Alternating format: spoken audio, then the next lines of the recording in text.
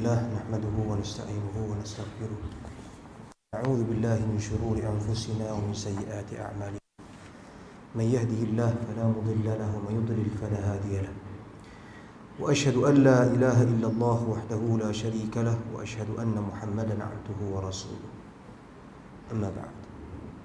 Terima kasih pengacara majlis yang berusaha, Tuan Imam, Tuan Bilal, Tuan Kuasa Masjid, sidang hadirin, tuan-tuan, puan-puan, saudara-saudara, saudari-saudari yang dikasihi dan dirahmati Allah sekalian.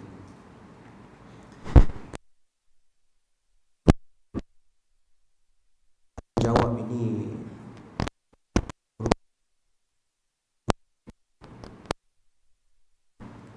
sebulan sekali di negeri Perlis. Yang konsepnya adalah tanya jawab, soal jawab.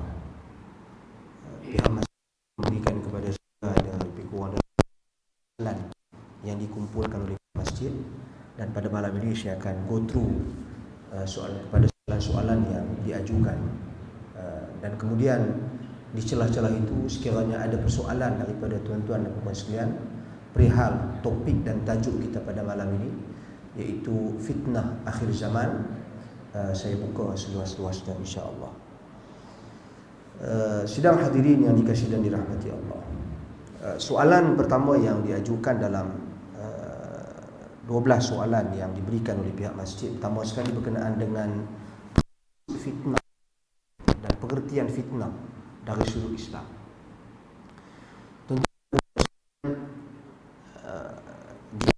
Di penggunaan perkataan fitnah dalam Al-Quran dan hadis. Dalam Al-Quran, apabila Allah Subhanahu wa taala nyatakan ahasiban nas an yutraku an yaqulu amanna billadziina min qablihim fa'lamanna Allahu alladziina sadaqu wa la ya'lamanna al-kadhibin. Yang bermaksud manusia itu mereka menyangka setelah mereka menyatakan kami beriman kepadamu ya Allah, mereka tidak akan terfitnah.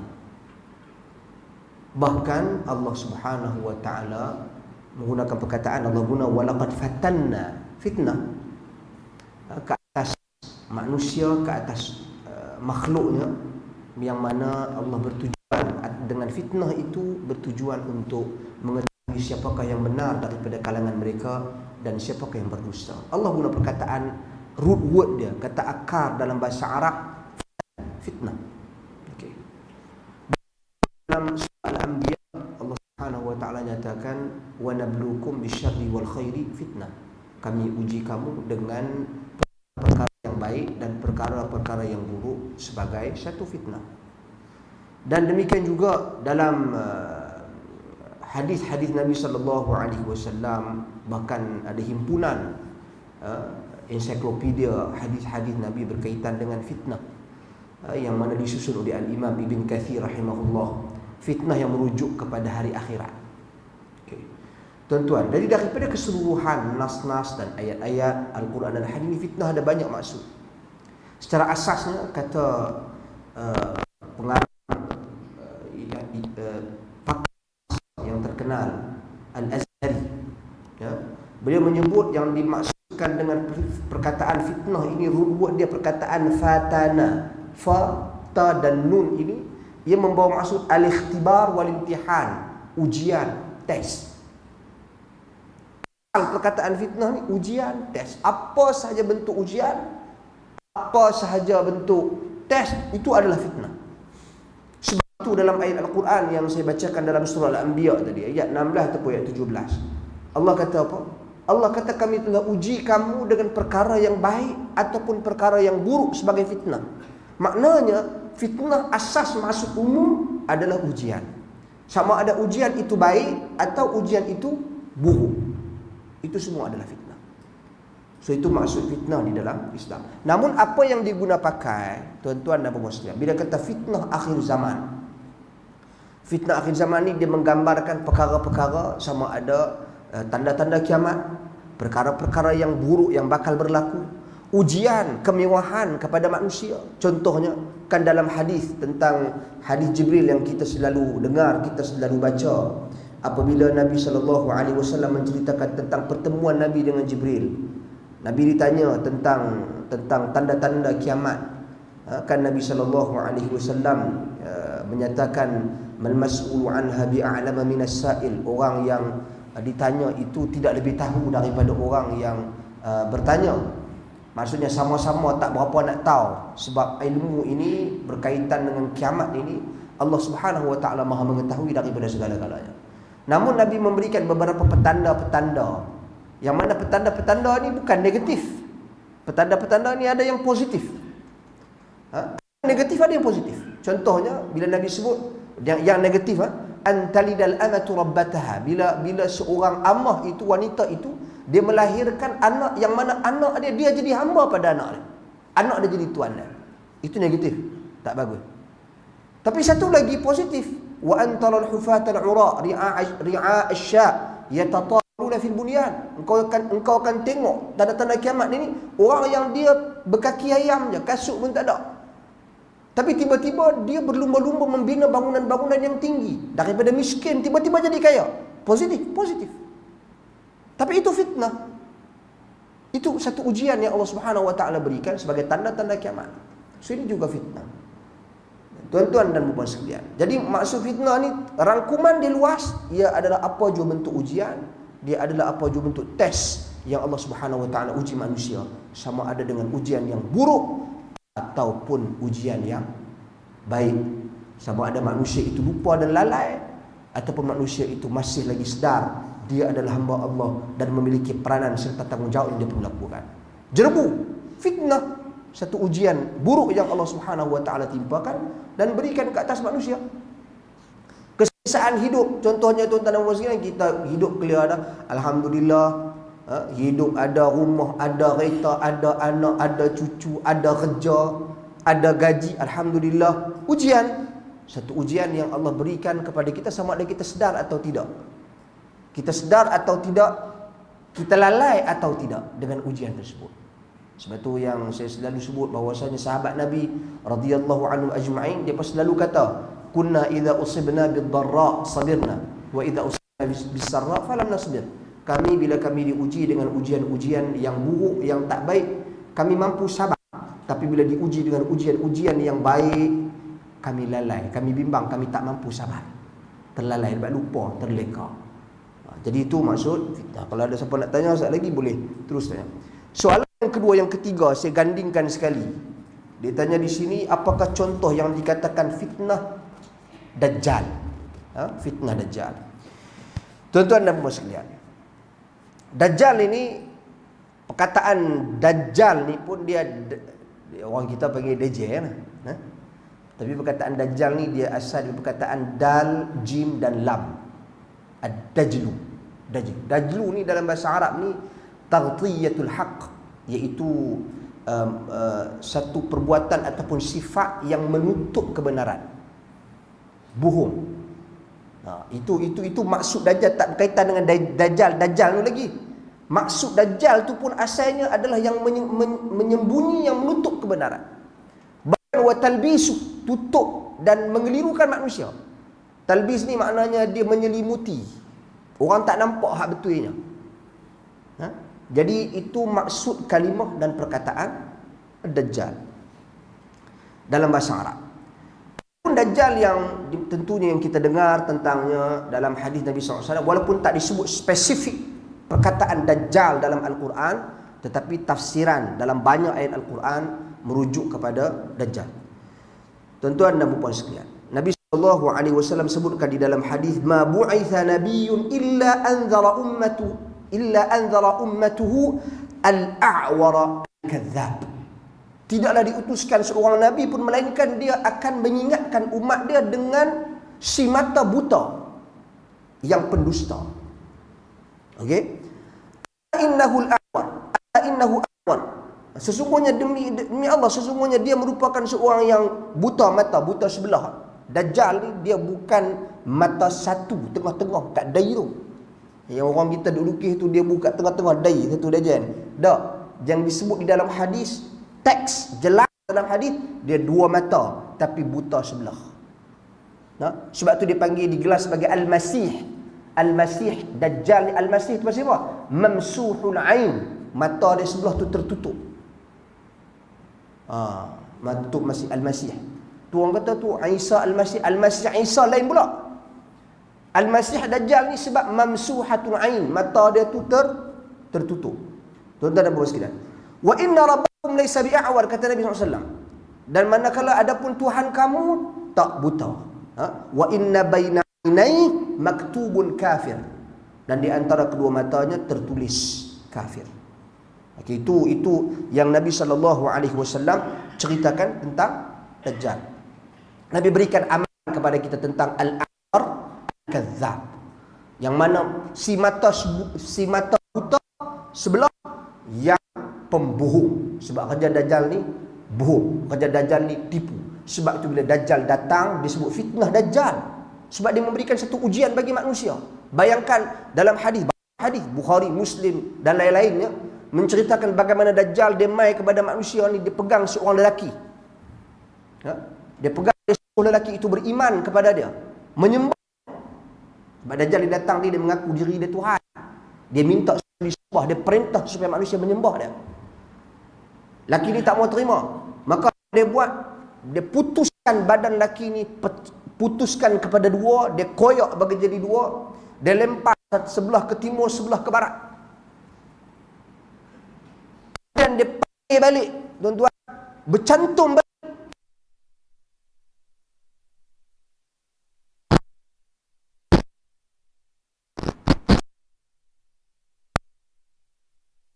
Kau ni Dajjal. Ini keistimewaan yang tentang lelaki tersebut yang tahan iman dia. Dan di sana orang yang tak tahan. Sebab tu Nabi SAW sebut kepada para sahabat, sekiranya Dajjal turun, kamu sempat bertemu dengan dia, sembunyikan, jangan izinkan dan isteri kamu, khususnya para wanita, keluar daripada rumah. Pasal dia pemudah dipengaruhi. Sebab dia mampu menghidupkan yang telah mati.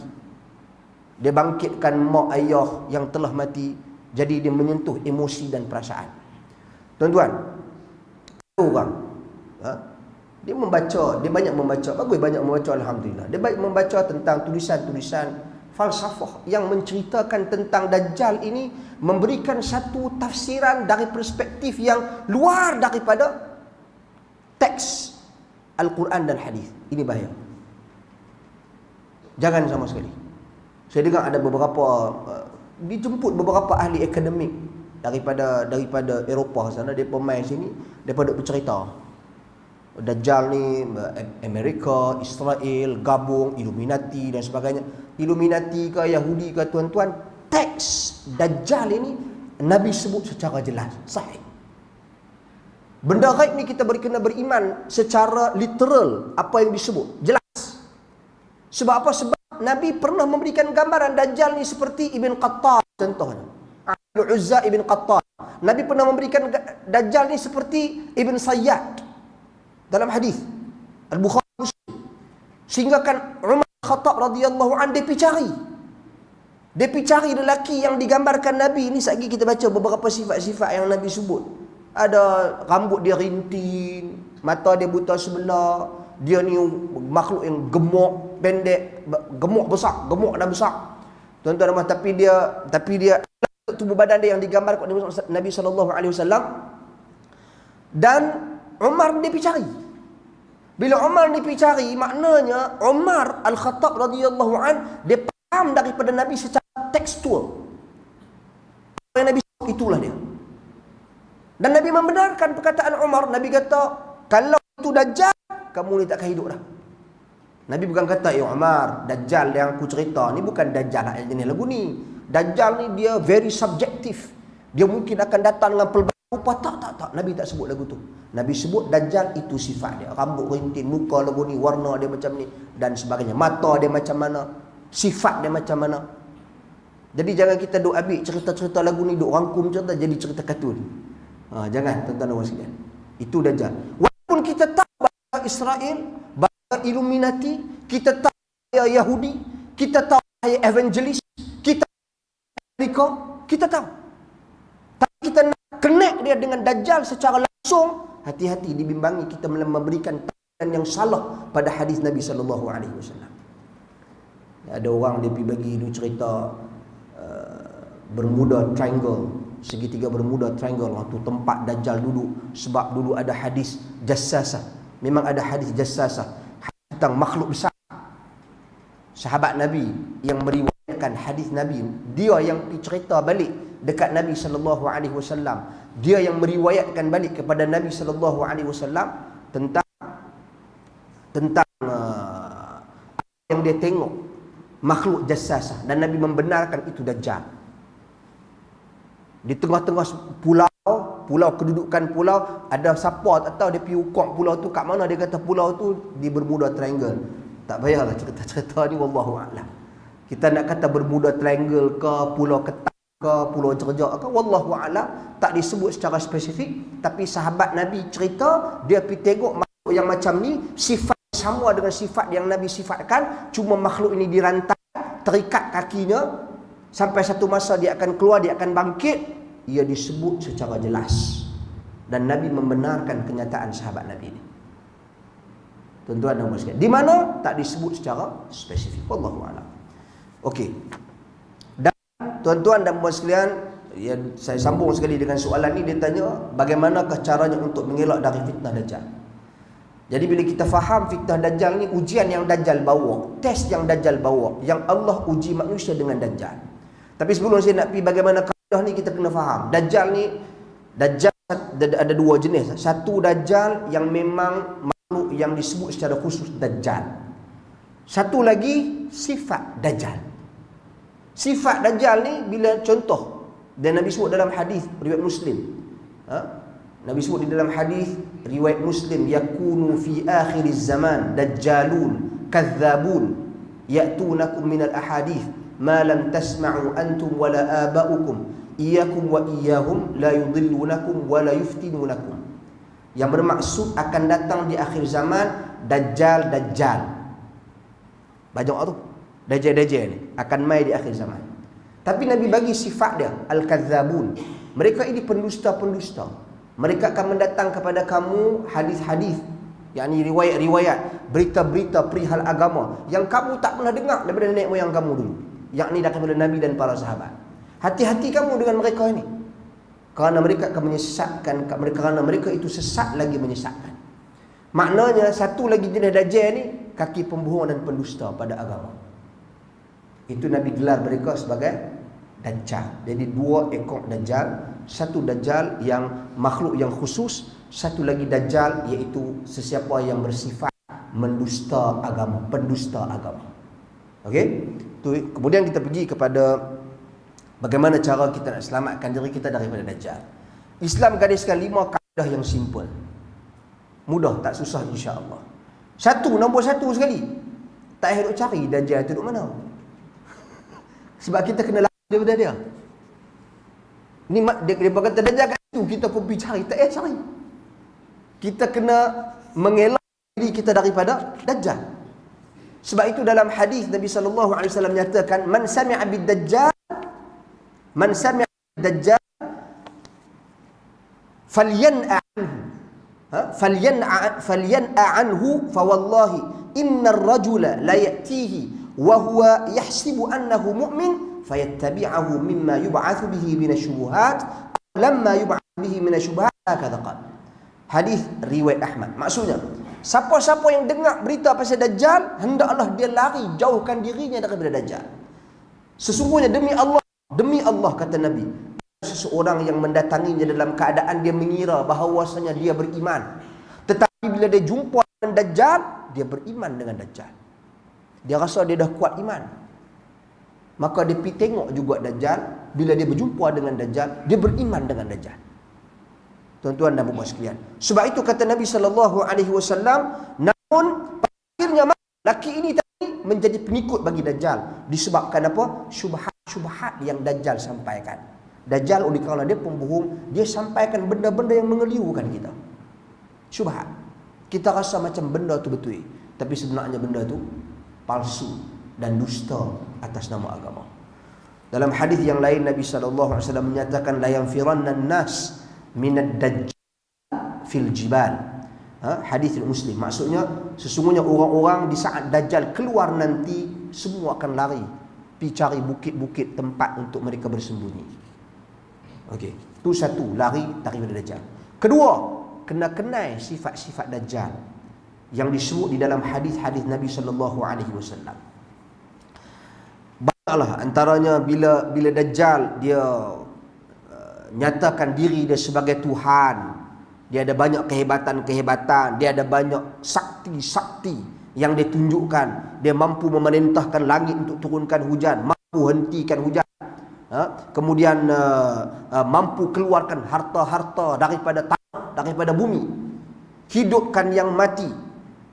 Dan macam-macam lagi, tuan-tuan dan puan sekalian.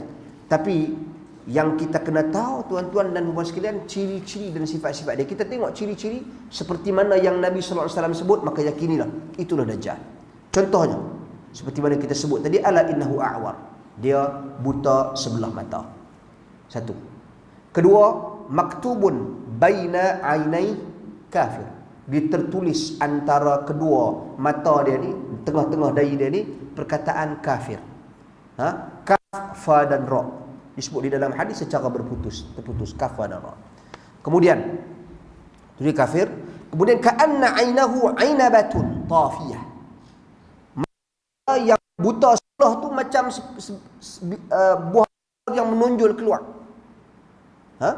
Kemudian rambut dia khintin, innahu syabun qatat ainahu tafiyah ka'anni ushabbihuhu bi'al-Uzza ibn Qattan. Hadis Muslim. Kata Nabi, maksudnya sesungguhnya Dajjal ni dia orang muda.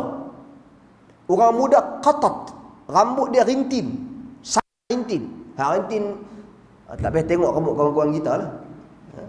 Dia rambut dia rintin, sangat rintin, dan mata dia menonjol keluar. Seolah-olah aku menyamakan dia ni dengan Abdul Uzza ibn Qattan. Ibn Qattan. Bukan Qatan. Jadi ini yang menyebabkan sahabat-sahabat Nabi pergi cari nak tengok. Mereka nak tahu sifat-sifat yang disifatkan oleh Nabi sallallahu alaihi wasallam. Dan tuan-tuan dan puan-puan sekalian, jadi itu di antara beberapa sifat-sifat Dajjal yang digambarkan oleh Nabi sallallahu alaihi wasallam. Dia ada banyak lagi. Kalau kita nak baca, kita boleh baca kitab Asyratus Sa'ah, tanda-tanda kiamat, Dr. Yusuf Al-Wabil. Saya pernah ulas kitab ni lama dululah dekat Masjid Repuh dulu. Boleh baca itu, dia bagi penjelasan detail himpunan hadis-hadis tentang Dajjal. Khilaf pasal mata dia, ada kata belah kanan ke belah kiri ke buta, gemuk pendek dia macam mana. Dia gemuk pendek tapi dia besar. Macam mana sifat dia tu, tuan-tuan dan sekalian, macam mana cara dia berjalan, apa yang dia buat dalam perjalanan dia, komunikasi dia dengan makhluk ni bagaimana, itu semua ada detail di situ. Cuma malam ni kita bukan nak cerita bab tu. Kita nak cerita macam mana kaedah, sebab soalan ni bagaimana kaedah nak jauhkan diri daripada Dajjal. Kemudian yang ketiga, hafal 10 ayat awal daripada surah Al-Kahfi. Tuan-tuan dan puan sekalian, kalau diteliti Al-Imam Ibn Qayyim rahimahullah, bila dia cerita ataupun bila dia ulas tentang 10 ayat awal surah Al-Kahfi, yang ni hafal. Sebab disebut jelas di dalam Nabi SAW, man hafidha ayatin min awali suratil kahf usima minad dajjal. Hadis Muslim. Barang siapa yang hafal 10 ayat awal daripada surah Al-Kahfi, Allah selamatkan dia daripada Dajjal. Tapi hafal kita faham makna dia semua. Jadi saya baca sekali lalu, sekali dengan makna ni supaya kita faham. Awal 10 ayat awal surah Al-Kahfi. A'udzubillahi minasyaitonir rajim. Bismillahirrahmanirrahim. Alhamdulillahilladzi anzala 'ala 'abdihi al-kitaba wa lam yaj'al lahu 'iwaja. Qa'iman liyunzira ba'san shadidan min ladunhu wa yubashshira al-mu'minina alladhina ya'maluna as-salihat anna lahum ajran hasana ماكثين فيه أبدا وينذر الذين قالوا اتخذ الله ولدا ما لهم به من علم ولا لآبائهم كبرت كلمة تخرج من أفواههم إن يقولون إلا كذبا فلعلك باخع نفسك على آثارهم إن لم يؤمنوا بهذا الحديث أسفا إنا جعلنا ما على الأرض زينة لها لنبلوهم ayyuhum ahsanu amala wa inna laja'iluna ma 'alayha sa'idan juruza am hasibta anna ashabal kahfi war raqim kanu min ayatina 'ajaba idh awal fityatu ila al-kahf faqalu rabbana atina min ladunka rahmah wa hayyi' lana min amrina rashada. Tuan-tuan dan puan-puan sekalian, kita tengok dia punya maksud dia. Kata Allah Subhanahu wa taala di awal surah Al-Kahfi ni, kata Allah Subhanahu wa taala, segala puji tertumpu bagi Allah yang telah menurunkan kepada hambanya Muhammad kitab suci Al-Quran dan tidak menjadikan padanya sesuatu yang bengkok lagi terpesong. Pembenaran ayat Al-Quran, pembenaran kitab Al-Quran, dan tidak ada sebarang kekeliruan, pemesongan daripada ayat-ayat Al-Quran, wahyu yang Allah Subhanahu wa taala turunkan. Itu satu. Kedua, tetap lagi menjadi pengaruh turunnya Al-Quran untuk memberikan kepada orang-orang yang ingkar dengan yang berat di sisi Allah Subhanahu wa taala, dan memberi berita gembira kepada orang-orang yang beriman yang mengerjakan amal saleh bahawa mereka akan beroleh balasan yang baik. Dia beri satu ancaman dan dia beri satu berita gembira. Ancaman hampa jaga bagi orang-orang yang ingkar dengan azab Allah Subhanahu wa taala. Maka macam seolah-olah bila berhadapan dengan Dajjal, kita kena ingat, jangan ikut dia. Ikut kita ingkar Allah. Lari kepada dia berarti kita dekat dengan Allah Subhanahu wa taala, mendapat rahmat Allah Subhanahu wa taala, akan beroleh amal kebaikan, akan beroleh balasan yang baik. Ketiga, mereka tetap tinggal dalam balasan yang baik itu selama-lamanya, yakni balasan syurga Allah Subhanahu wa taala. Dan juga Al-Quran itu memberikan kepada orang-orang yang berkata Allah mempunyai. Tuan-tuan, ayat yang keempat, Allah mempunyai anak. Siapa yang kata Allah punya anak? Tuan-tuan dan sekalian, Nasrani. Itu iman mereka. Kita tak sama dengan mereka. Jadi ini satu perkara, tuan-tuan. Ada orang kata biar bila mereka nak cakap apa, kita tak boleh kata mereka tak betul. Tuan-tuan, mana boleh kata tak betul? Dalam Al-Quran Allah sebut, laqad kafara alladhina qalu innallaha thalithu thalatha. Telah kufur orang yang berkata Tuhan itu tiga dalam satu. Allah bak kufur. Lepas tu semalam ni dia bersama kawan-kawan, dia berkata, yalah, lakum dinukum waliyadin lah. Mereka agama mereka, kita agama kita. Saya kata bacalah kepala awal ayat. Kepala awal ayat apa yang Allah sebut?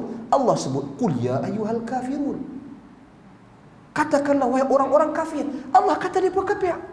Tiba-tiba kita hari ini tak boleh sebut kafir. Mana boleh? Kita kena kata mereka kafir. Walaupun Nabi habaq orang Nasrani itu kafir pada waktu itu, tuan-tuan dan puan-puan sekalian, tapi Nabi hidup aman dengan mereka selama mana mereka tak mengganggu kepentingan Islam di Madinah. Selama mana mereka datang secara terhormat ke Madinah Al-Munawwarah, Nabi sambut mereka sebagai tetamu. Tapi Nabi tetap berpendirian itu akidah itu kufur. Mana boleh kita tak sebut benda kufur itu kufur? Kena sebut. Mengkafirkan orang individu itu cerita lain. Kita nak pergi kata, hang ni kafir, hang ni kafir, hang ni kafir. Mana boleh lagu tu, tuan-tuan, nak pergi tunding ke orang. Tapi menghukum sesuatu perbuatan itu, perbuatan ini fasik. Okay? Menyatakan sesuatu perbuatan itu fasik, sesuatu perbuatan itu kufur, boleh. Adapun memfasikkan orang, adapun mengkufurkan orang, itu hukum kedua, itu bab kedua. Itu bab yang perlu kepada keprihatinan, pengharus, penganalisaan, lihat kondisi dia, keadaan sebenar dia sebelum kita nak buat terjahah hukum pribadi dia. Itu lain. Tapi yang Allah fasik, kita kena kata fasik lah. Fasik tu bab kedua. Dia tu fasik ke tak? Mungkin dia buat kerana jahil, mungkin dia buat kerana takwil, mungkin dia tak faham, mungkin dia terlupa, mungkin dia tak sedar. Ada banyak kemungkinan yang ada yang mana kita kena buat semakkan. Tapi orang kita bila dia mengaji pandai sikit, tuan-tuan, dia pergi terus ambil ayat tu, dia letak atas kepala orang tu. Yang tu kita jadi berkelahi. Itu bab sama-sama kita. Tapi nak bagi tahu dalam bab agama ni satu benda yang serius. Benda Allah kata kufur, kufur. Tuan-tuan, dan kita kena sebut dan kita kena akui perkara tersebut. Maka sebab itu, dan bila Allah Subhanahu Wa Taala sebut di sini, pasal apa? Pasal orang Nasrani. Pasal apa? Pasal Dajjal akan dibunuh oleh siapa? Isa alaihi salam. Isa turun bukan Subhanahu Wa Taala. Isa turun Allah Subhanahu Wa Taala. Rasul Allah, manusia.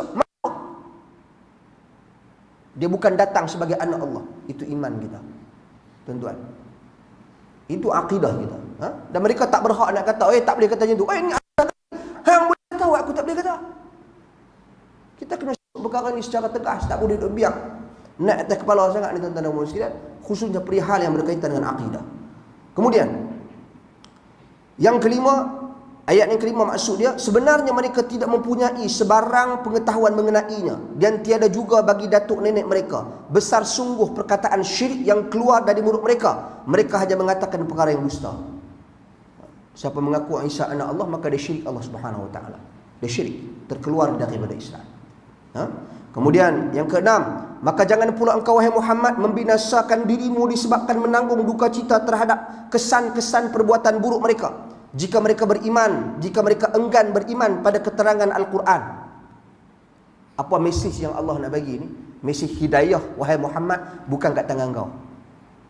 Nabi SAW tak boleh menjanjikan orang itu berubah iman dia. Nabi tak boleh janjikan. Tapi Nabi boleh sampaikan. Sampai dakwah, doa kepada Allah. Seperti mana Nabi doa salah seorang daripada Umar masuk Islam. Jadi Umar ibn Al-Khattab masuk Islam. Seorang lagi Umar, Abu Jahal, tak masuk Islam. Nabi boleh minta. Tapi Nabi boleh pastikankah mana-mana satu? Nabi tak boleh. Allah yang tentukan.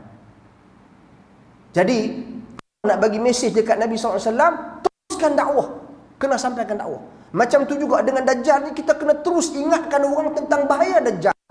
Tentang sifat-sifatnya, tentang ciri-cirinya. Terus sampaikan dakwah. Manusia tak dipengaruhi dengan Dajjal. Orang tu tak mau, orang tu nak berfalsafah ke apa ke, tuan-tuan, kita jangan rasa duka cita. Sebab hidayah milik Allah. Tugas kita apa? Sampai je. Okey? Itu yang keenam. Yang ketujuh, ayat yang ketujuh, sesungguhnya kami telah jadikan apa yang ada di muka bumi ini sebagai perhiasan baginya. Kerana kami nak menguji mereka, siapakah di antara mereka yang terbaik amalannya. Nak test. Dajjal, maknanya Dajjal datang sebagai apa? Ujian. Allah nak uji siapa yang mampu bertahan. Sebab itu kaedah pertama tadi apa? Lari dari Dajjal.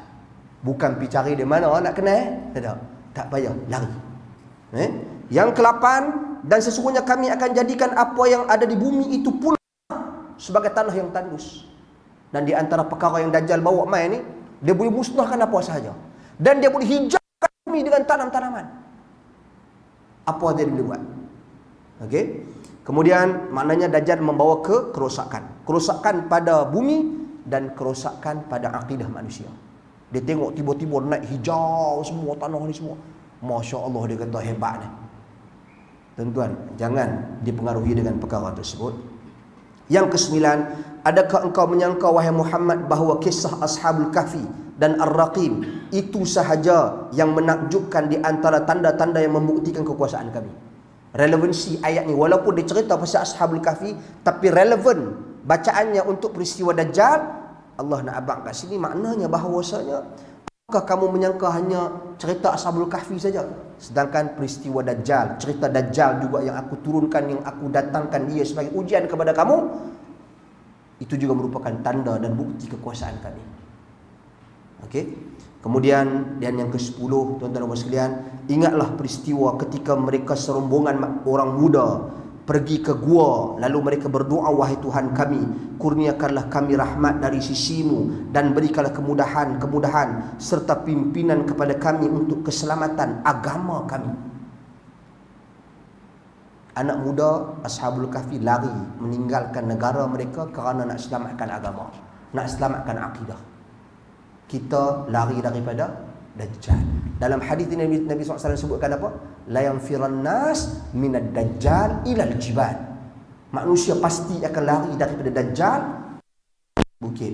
Jadi kerja kita lari daripada dajjal, lari daripada kerosakan, lari daripada kemusnahan dan keruntuhan akidah.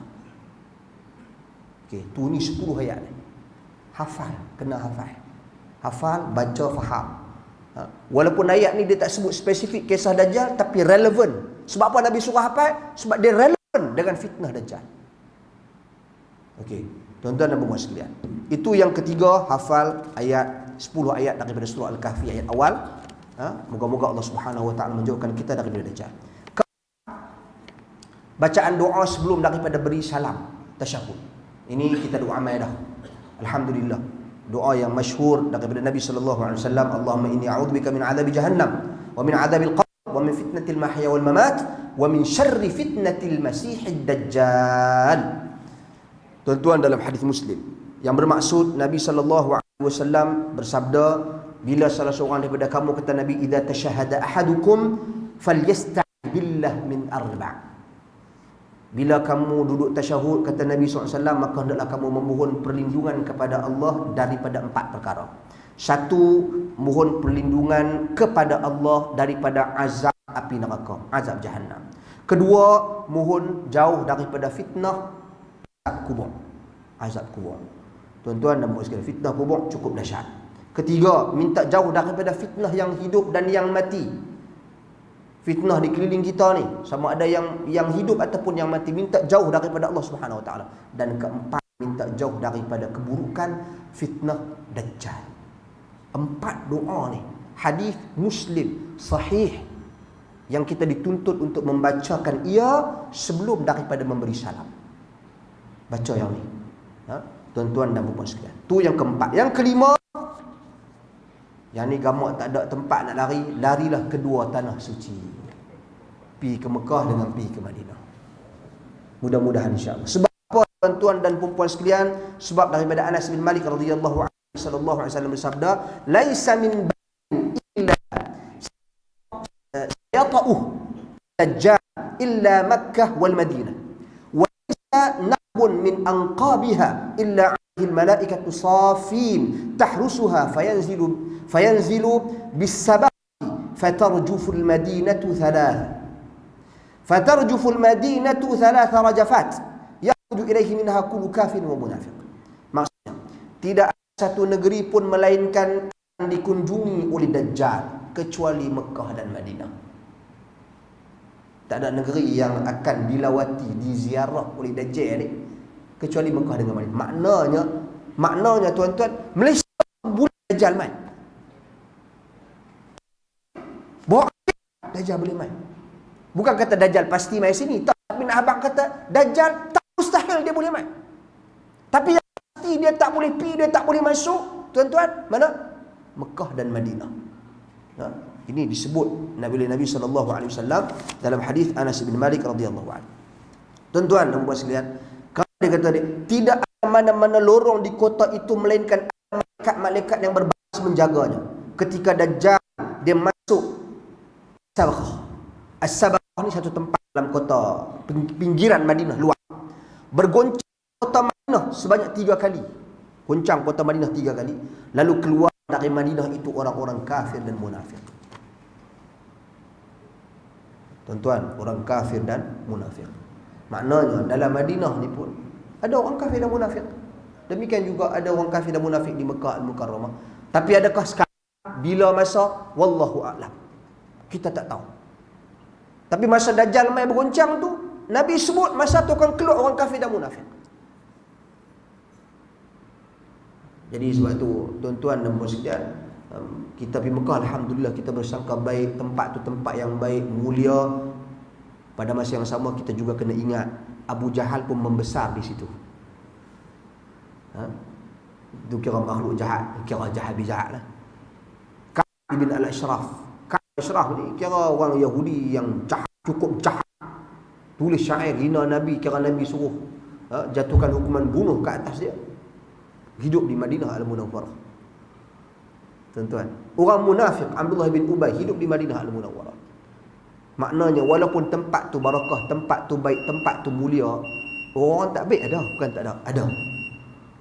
Tapi akan jelas keluar mereka bila bila Dajjal akan seru mereka keluar suatu hari nanti daripada kota pinggiran Madinah, As-Sabakhah.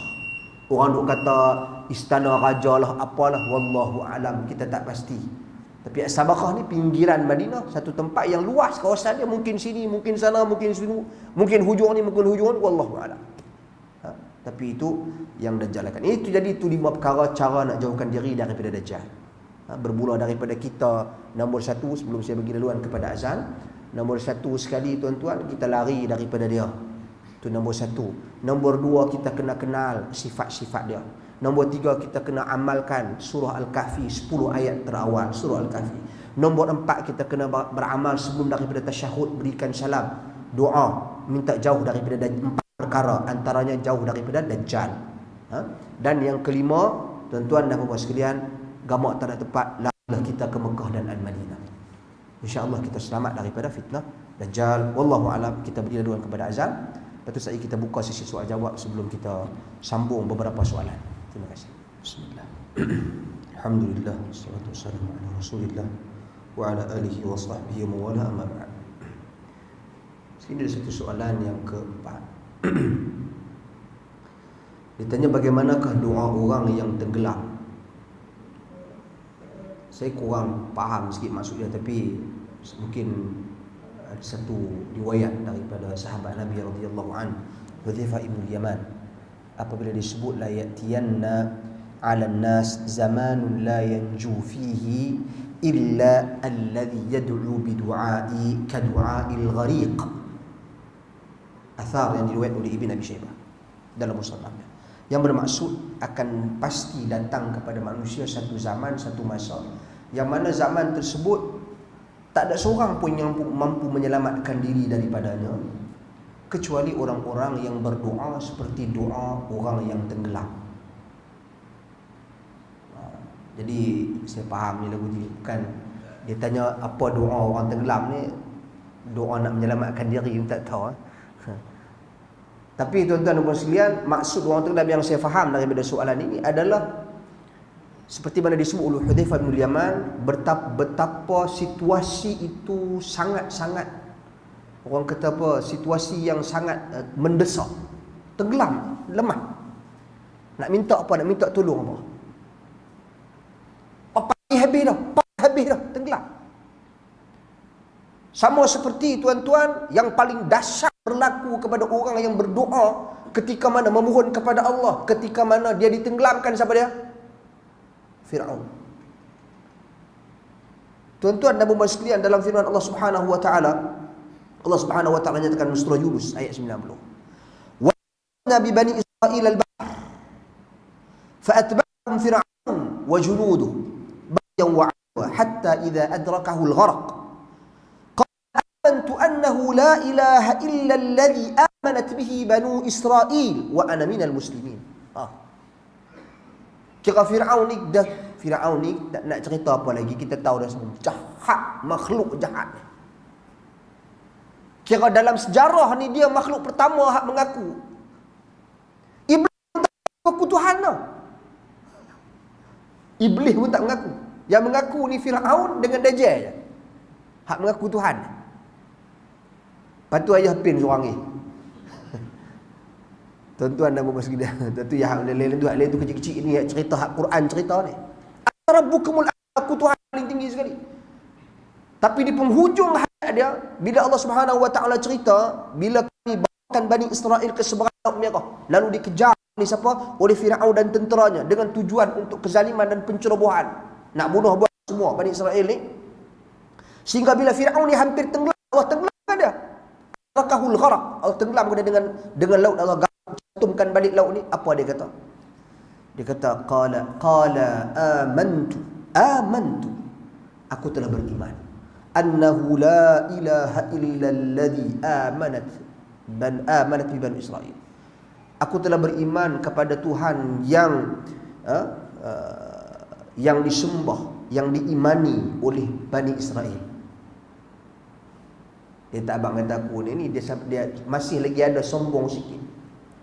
Dia masih lagi ada sombong. Dia tak abang kata tidak ada Tuhan yang berhak disembah dengan benar melainkan Allah. Dia abang Tuhan yang disembah seperti mana yang diimani oleh Bani Israel.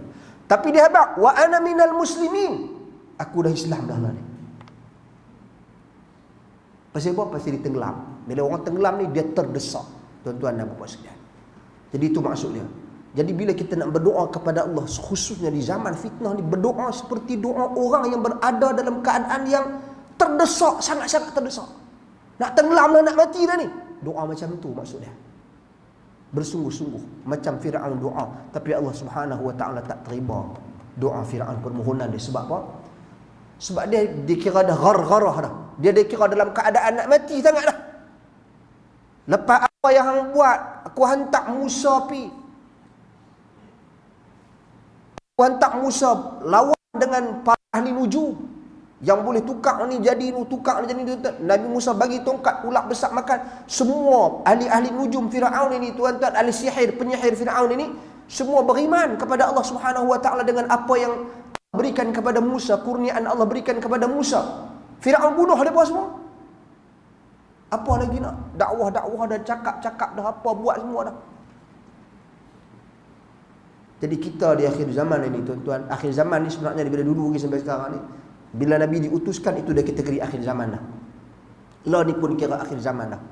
Tuan-tuan dan puan sekalian, sebab apa? Sebab Nabi sebut bu'aithtu was-sa'ah kahatain.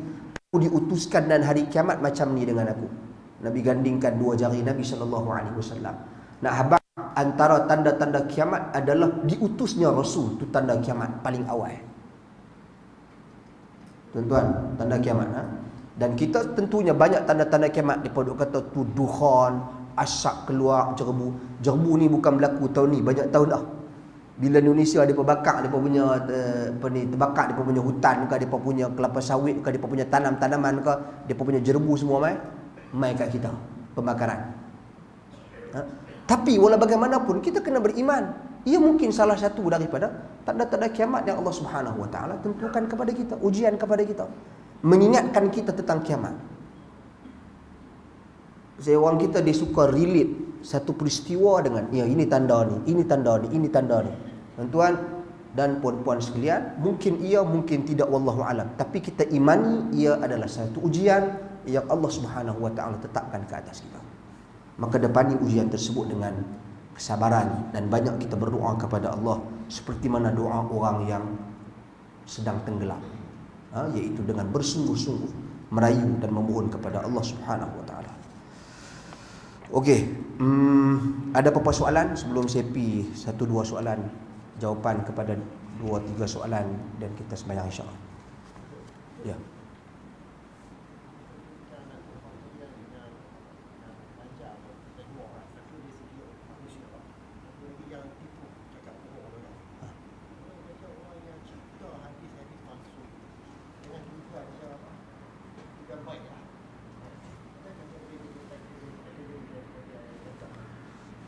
Okey, bismillah. Tuan-tuan dan puan sekalian, soalan yang baik. Perihal Dajjal, sifat Dajjal ni kita katakan ada dua kategori tadi. Satu Dajjal yang makhluk fizikal yang disebut oleh Nabi SAW. Satu lagi Dajjal iaitu sifat-sifat berbohong dan berdusta. Al-Kadzdzab, pendusta. Soalan yang ditanya oleh abang kita tadi ni perihal bagaimana dengan pemalsu-pemalsu hadis dengan niat baik. Dia palsukan hadis tapi dia niat baik. Dulu ada beberapa orang daripada zaman dulu, tuan-tuan dan puan sekalian, zaman salaf, tapi ada Maisarah bin Abdul Rabbuh, antara yang terkenal memalsukan hadis-hadis. Pasal apa? Hadis-hadis berkaitan apa? Hadis-hadis berkaitan dengan fadilat surah-surah di dalam Al-Quran. Tujuannya apa? Tujuannya nak tarik orang baca Quran. Ada orang palsukan hadis tujuan nak tarik orang baca Quran. Sebab waktu tu orang duk sembang bab fiqh.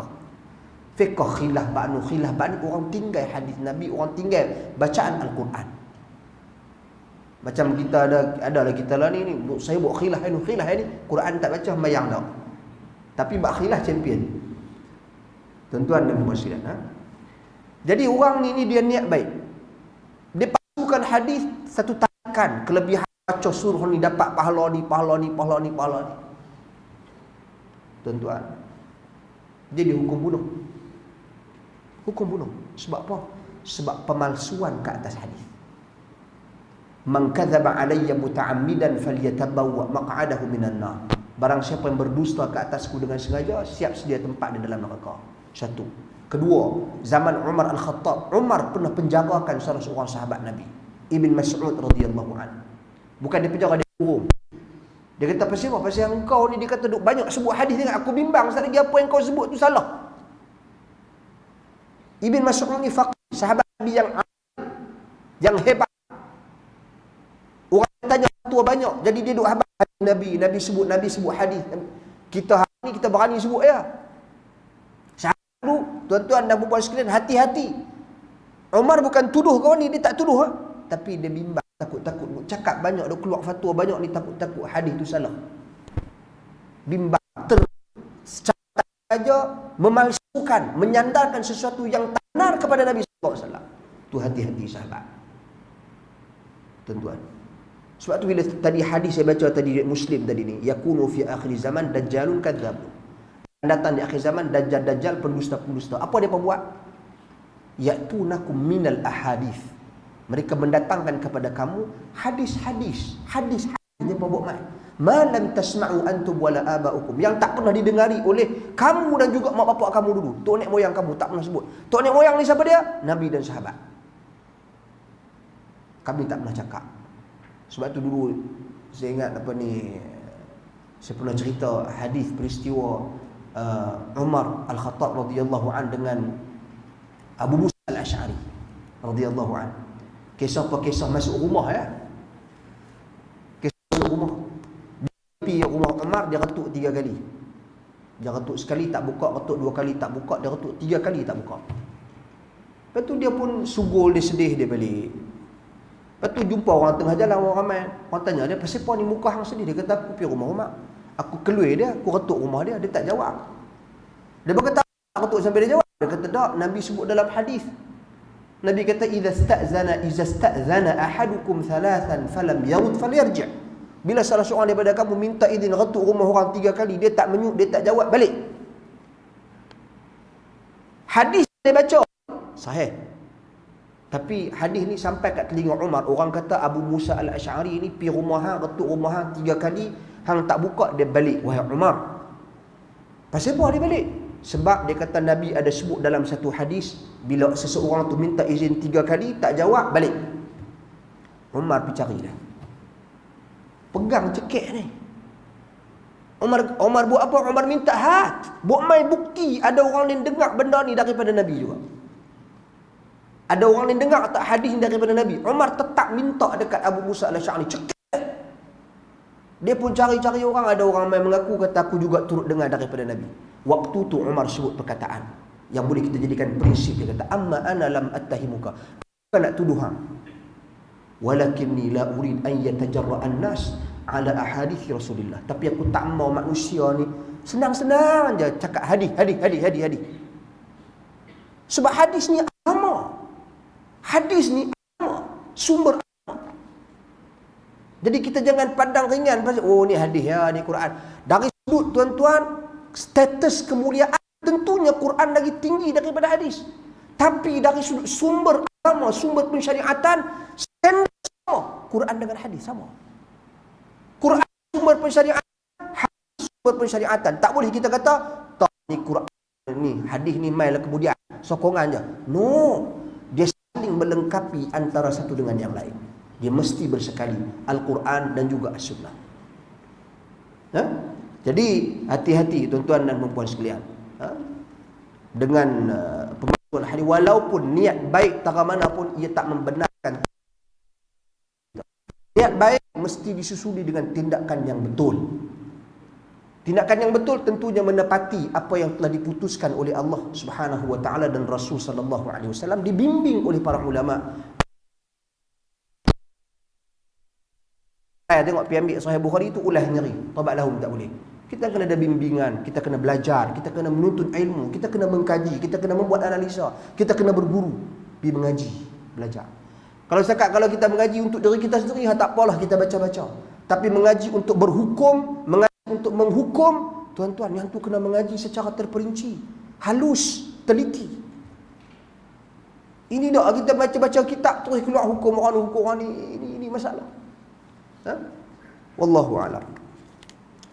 Okey, saya pergi kepada soalan yang ditanya tadi ni. Ya.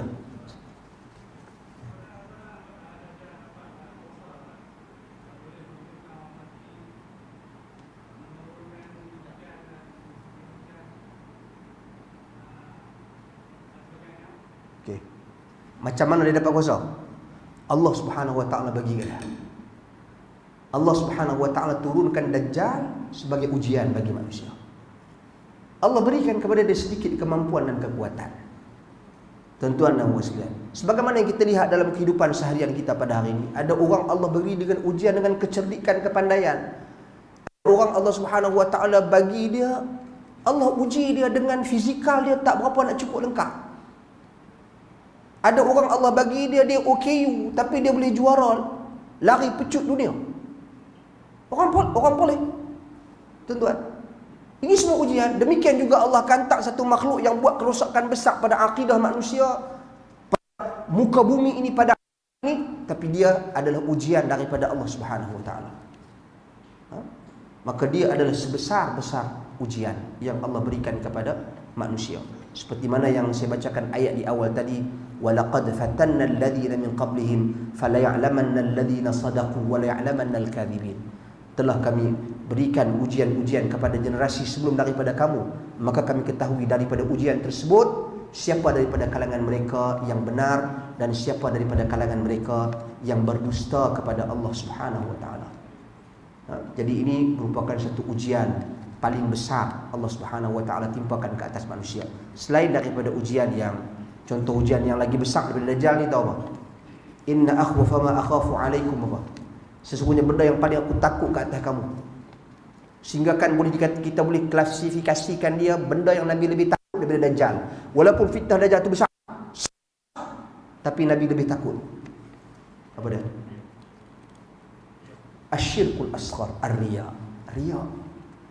Dajjal ni, tok nek kita meninggal rahimahullah, Allah yarhamhu, depa tak sempat bertemu dengan Dajjal. Depa dah meninggal. Pak kita, mak kita yang meninggal lah. Kita mungkin kita doa kepada Allah minta jauh daripada Dajjal, Allah Subhanahu Wa Taala mungkin kita mati sebelum Dajjal muncul, mungkin. Mudah-mudahan insya-Allah kita tak sempat bertemu dengan Dajjal. Tapi dengan riya ni, setiap manusia daripada awal penciptaan alam ini, bumi ini, makhluk ini, penyakit itu dah ada. Tuan-tuan, ini lebih besar ujian pengurusan hati manusia. Wallahu a'lam. Last lah, saya baca soalan yang diberikan bertulis ni baru bagi. Assalamualaikum warahmatullahi wabarakatuh. Adakah sesuatu apa ni yang fitrah? Tak faham tulisan dia lawa sangat ni. Bahawa setiap orang ada kalanya bertambah dan ada kalanya sebaliknya. Iman setiap orang, okey, ada kalanya bertambah dan ada kalanya sebaliknya. Adalah sesuatu fitrah. Okey. Jadi apakah nasihat Ustaz tentang bagaimana untuk seseorang istiqamah dalam mempertahankan, meningkatkan iman lebih-lebih lagi dalam era fitnah akhir zaman yang semakin menguji keimanan dari hari ke hari. Tuan-tuan dan puan-puan sekalian, fitnah ni Al-Imam Ibnul Qayyim rahimahullah sebut ada dua jenis fitnah. Satu fitnah asyubuhat, satu lagi fitnah syahwat. Fitnah syubhat yang boleh mengelirukan manusia, yang boleh menyesatkan manusia, yang boleh memesongkan manusia daripada jalan yang benar. Dan satu lagi fitnah syahwat, fitnah wanita, fitnah harta benda, fitnah nafsu, semuanya. Anak-anak, tuan-tuan, anak-anak adalah fitnah kepada kita, harta benda adalah fitnah kepada kita. Fitnah ni maknanya ujian, Allah test kita, nafsu kita. Kita dahulukan anak-anak kita daripada agama kita apa tidak? Kita dahulukan anak-anak kita daripada akidah kita apa tidak? Kita dahulukan anak-anak kita daripada sikap tanggungjawab kita sebagai seorang muslim apa tidak? Ini semua ujian yang Allah Subhanahu Wa Taala berikan kepada kita. Jadi tuan-tuan dan puan sekalian, dalam situasi yang seperti ini kita berhadapan dengan macam-macam fitnah, termasuk dalam situasi akhir zaman ini. Tentunya nombor perkara pertama sekali tuan-tuan untuk kita nak istiqamah ini ilmu. Hudzaifah Ibn Yaman dalam hadis yang lain, dia kata apa? Sa'alan nas Rasulullah sallallahu alaihi wasallam al khair wa sa'altuhu 'anil syarr makhafata an yudrikani. Orang ramai duk mai jumpa Nabi SAW ni duk tanya Nabi benda-benda yang baik je. Tapi aku tanya Nabi benda hak buruk. Pasal apa? Sebab aku takut aku terjatuh ke dalam perkara buruk tersebut. Maknanya dia nak tahu benda tu. Kita kena ambil tahu. Ilmu membantu mendisiplinkan manusia. Sebab itu antara ujian Allah Subhanahu Wa Taala di akhir zaman dia apa? Di akhir zaman apa ujian dia? Innallaha la yaqbidul ilma intiza'an walakin yaqbiduhu biqabdil ulama. Allah Subhanahu Wa Taala dia tak cabut ilmu daripada manusia, daripada dunia ini dengan tarik ilmu, tarik tak. Tetapi dia cabut ilmu dengan mematikan ulama. Tak ada orang yang berilmu daripada kalangan manusia. Ketika itu apa berlaku? Fattakhadhan nas ru'usan juhala fasilu fa'aftau fa'adallu wa adall. Waktu itu orang ambil orang yang jahil memberikan pandangan dan fatwa. Ketika itu manusia akan sesat lagi menyesatkan. Tuan-tuan, sebab apa? Sebab ilmu tak. Maka manusia tidak terpimpin. Sebab itu dalam surah Allah Subhanahu Wa Taala nyatakan innama yakhshallah min ibadihi ulama. Orang yang patah kepada Allah ini adalah para ulama. Ulasan Syekhul Islam Ibn Taymiyah dalam bab ni bagus. Dalam bab ni bagus tuan-tuan. Dia kata apa ini menunjukkan bukan semua, ini menunjukkan bahawasanya semua orang yang takutkan Allah itulah alim. Tapi bukan semua alim itu takutkan Allah. Takutkan Allah. Sebab apa? Sebab ketakutan yang sebenar lahir daripada ilmu yang benar. Tuan-tuan dan puan-puan, takut kepada Allah Subhanahu Wa Taala. Semua maka dia alim. Tapi bukan semua orang yang alim itu takut. Ada orang alim tapi buat maksiat. Tengok duk mengajar, tengok ustaz, tengok tok syekh, tengok tok guru, tengok doktor, PhD dalam bidang agama dan sebagainya, tapi buat maksiat.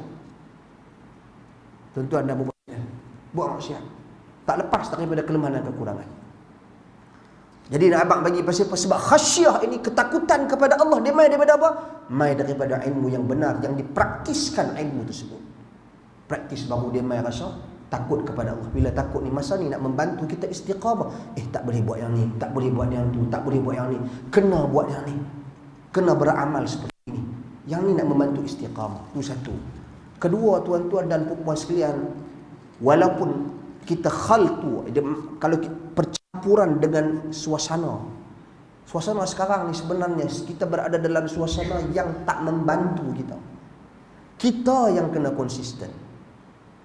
Sebab tu dalam hadis bila Nabi sebut al-mu'minu alladhi yukhalitun nas wa yasbiru ala adahum khairun minal mu'mini alladhi la yukhalitun nas wa la yasbiru ala adahum.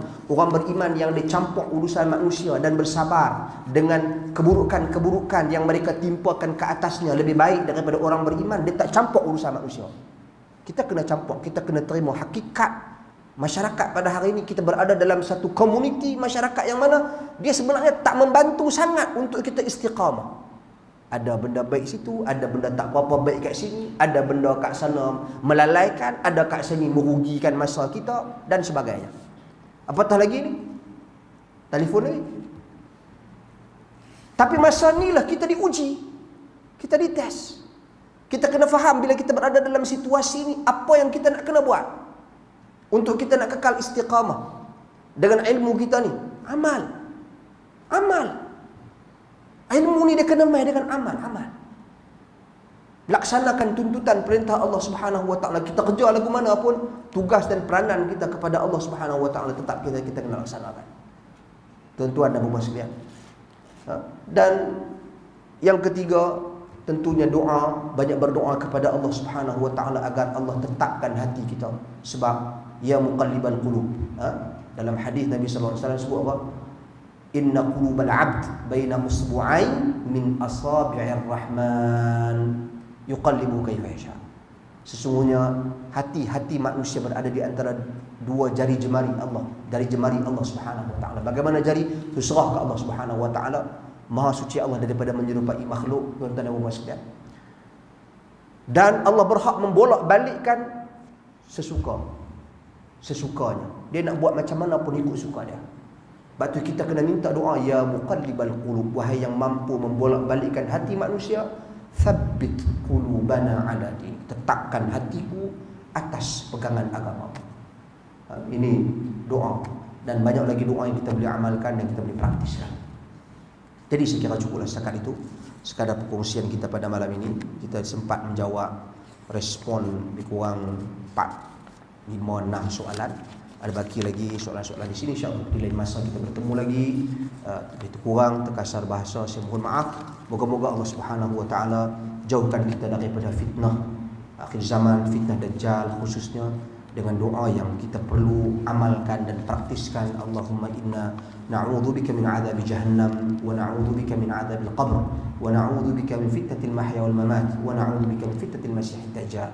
Ya Allah, Tuhan kami, jauhkanlah kami daripada fitnah azab neraka jahannam, jauhkanlah kami daripada fitnah azab kubur, jauhkanlah kami daripada fitnah yang hidup dan yang mati, dan jauhkanlah kami daripada fitnah Dajjal. Assalamualaikum warahmatullahi wabarakatuh.